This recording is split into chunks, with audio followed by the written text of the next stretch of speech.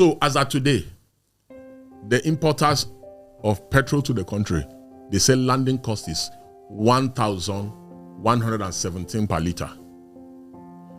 Unofficial. So it means government subsidizes the rest, right? Unofficial, now Dangote wants to be selling crude oil from his refinery at 1,300 per litre. Which is better? Is it not better for us to continue buying the fuel, bringing the fuel, landing it at 1,117 than to buy at Dangote? What do you have against the Dangote Refinery? Absolutely nothing. I think that some critical stakeholders have done a deal somewhere and that they want to start subsidizing Dangote. Good afternoon, everyone, and happy Sunday. If you're a Christian, I hope you went to church.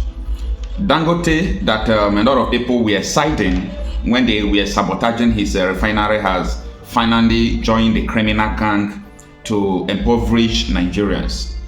You know, I don't hide truth. I don't hide things. I always like to say things the way it is. Now, we are talking about a country that God blessed with abundance of oil. We have oil resources from the southern part of the country majorly, and we have companies who are exploring our oil, and we have refineries.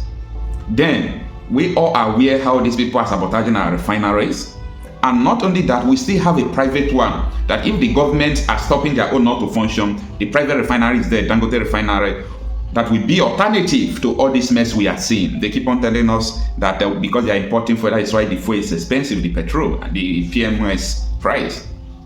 Now, Dangote Refinery started his own refinery. They started telling him that he don't have a license to operate.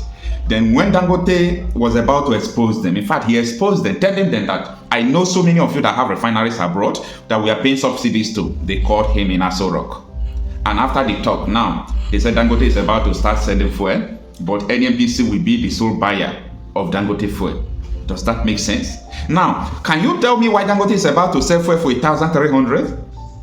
And Nigerian government said they want to sell around 800. And fuel is already at 1,100, 1,200 in so many places. This is something I want Nigerians to know. Listen to Deji first. So as of today, the importers of petrol to the country, they say landing cost is 1,117 per litre. Unofficial. So it means government subsidizes the rest, right? Unofficial, now Dangote wants to be selling crude oil from his refinery at 1,300 per litre. Which is better? Is it not better for us to continue buying the fuel, bringing the fuel, landing it at 1,117 than to buy at Dangote? What do you have against the Dangote Refinery? Absolutely nothing. I think that some critical stakeholders have done a deal somewhere and that they want to start subsidizing Dangote. That is the only thing. Because it doesn't make any sense that you sell crude oil to him in Naira. He should sell at 500 Naira. Because you're already selling the crude oil to him in Naira. The crude oil business, universally, is a business that is traded in dollars. You cannot tell. Let's assume that you're an IOC. You are the one doing the crude at the oil well. And when you do the crude, you can sell the crude at the international market in dollars. The government is now forcing you to sell the crude to Dangote in Naira. Why will you do that? And let's even say government forces you to sell to Dangote in Naira.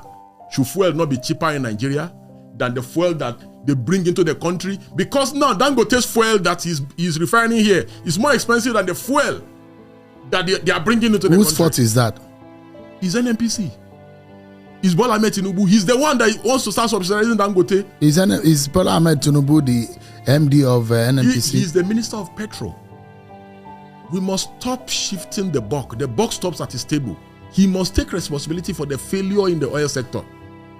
Every single inadequacy and incompetence in the oil sector, he's to blame. So the queues that we are seeing today and the hike in the price of fuel, we should blame the president. Yeah, of course. And you also need to know. What about the deregulation? You also need to know that these few queues that you are seeing, they are artificial. Really? Yes, they've been trying to increase fuel to 1.3 since February. Since February this year. That's when they've been. In fact, they wanted to increase fuel around June. It was because of the protest around end of June. It was because of the threat of the protest. That's why they paused and stopped. So they had wanted to create the artificial scarcity. If you recall, this artificial scarcity started since towards end of June. So it had always been in the pipeline. And I said it, you can go to my social media and check. I said, as way back as June, I said they want to increase fuel price to 1,002, 1,003. I said it since June. So there's nothing you are seeing today that we did not know. After all, we have friends in the system.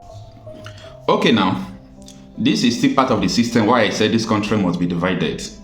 Yes, this is part of the reason why I said this country must be divided.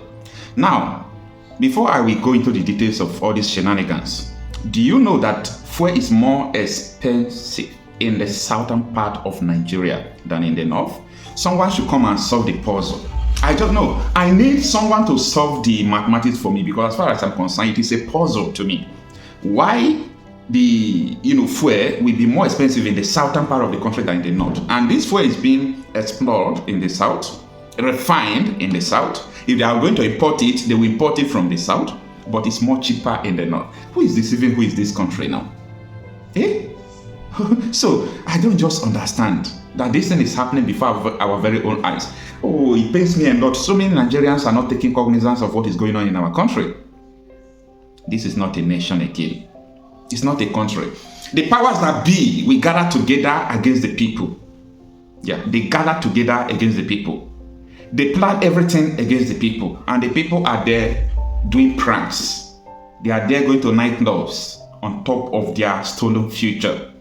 They don't know that they don't have future any longer. All these things you are having, people you are having, their hope is from another country. All these comedians you are seeing, they don't pay them in Naira, they pay them in dollar. So everything they are earning is from outside the country. That is why they don't care. They don't like even talking about what is going on in Nigeria. They don't care about Naira devaluation because they are not earning Naira. So if they are spending, even though fuel is 5,000, but you who are the civil servant, the son of a poor man, you that is residing in village, that you don't have help, you don't have billionaires in your family, how will you survive in this economy? I'm so surprised to what Dangote succumbed to. I know there were plans to make sure the refinery will not work. From Dangote don't have that sense to all these things we are seeing today. If this country is being divided into two, I believe all these things will not happen. All these things not going to happen. At least people will see one way or the other to manage their own region, manage their own resources. This is suffering your people. Time without number, people told me that presidency is against the people. People told me that all these government officials you are seeing, they are not in charge. And that is why they do everything against the people. You will see someone who cared to be a good father. You will see someone who will just be acting good, but immediately the person assumes a political office, the person will turn to a monster and demons.